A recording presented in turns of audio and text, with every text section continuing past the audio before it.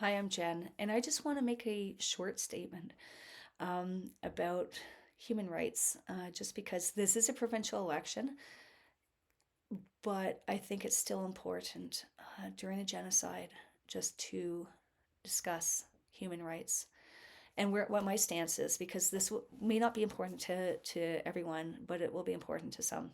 So I believe in human rights for everyone. I believe in human rights and international law to protect everyone equally, regardless of their background or anything. I also believe in international law to hold people or organizations accountable, again, equally and regardless of their background. So, if anybody looks at my Twitter or X account, you'll see I have spoken out quite a bit about the Palestinian genocide and about illegal attacks and invasion into Lebanon, including the breaking of the ceasefire there in Lebanon, as well as in Gaza, repeatedly. Um, and one thing I would say is that genocide is never acceptable. It has to be our red line. Otherwise, I feel that we're in danger of falling apart a bit as a society. So genocide must be a red line. One thing I will say is that it would never be acceptable anyways, but this isn't even making Israelis any safer. I don't believe.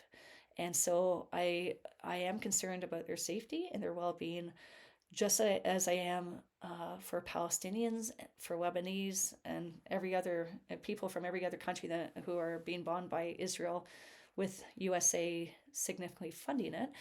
Um, but of course, my concern is greatest for those being actively genocided right now, and for those being actively bombed right now, raided right now, killed right now, illegally detained. And of course, Gaza is still, the ceasefire is being broken still in Gaza by Israel, unfortunately. But the other thing, too, of course, is that, and this had happened after October 7th, 2023, the Israeli government, via the IDF, the Israeli Defense Force, which, of course, like any military, is an extension of its government, they've accelerated the attacks and looked the other way for settler attacks on Palestinians in the West Bank. So there's a few different things going on, but for people who want to know where I stand on this, human rights for everyone, international law must start applying to everyone, both in terms of protection and in terms of accountability. I definitely believe in a free Palestine as well.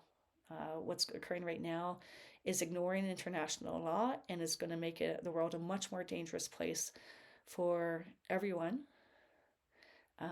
if we don't change course. Not necessarily as a nation, but definitely. And within the province, this isn't really a provincial issue, which is why I'm I wasn't sure whether I should make this video or not. It is a provincial issue in that I fully believe that leadership at all levels, including here in Ottawa, which we haven't seen, but except for from Ariel Troster, who's written a few articles. So well done to this councillor from the city of Ottawa. But there's been a lot of silence in terms of leadership at all levels, federal, provincial, municipal.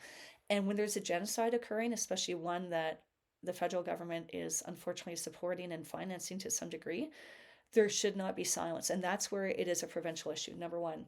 Number two, the province funds, or pardon me, let me pull back. The post-secondary institutions, that is a provincial responsibility. So at a minimum, I believe strongly that the provincial government should be talking about genocide, and and not be supportive of it, not be condemning free speech and peaceful protests on for anybody, right? For people who are pro-Israeli, but also definitely pro-Palestinian protests, anti-genocide protests, because those protesters have often been unfairly targeted. Um, anyways, but the other thing too is that for post-secondary institutions, they should be encouraged. I don't know that the provincial government can mandate this, but at least could be talking about it, about how post-secondary institutions should be divesting any investments from, and gain out of any Israeli investments um, that they're funding, their foundations may have made. And finally, I think if there's any post-secondary institutions that are working academically with Israeli post-secondary institutions, those should be very closely reviewed and I would suggest halted, because of course post-secondary institutions may very well be doing research that will benefit the Israeli Defense Force and help it to kill far more Palestinians, right? Because this has basically been a genocide. It is a genocide, and Palestinian civilian men, women, and children have been clearly, clearly highly targeted, and we don't even know the extent of it yet. Anyways, that's my stance. Pro international law for everyone. I know both in terms of protection and accountability. Um, yeah, that's about it. Free Palestine, and I do wish peace for everyone, but not at all costs. Thank you.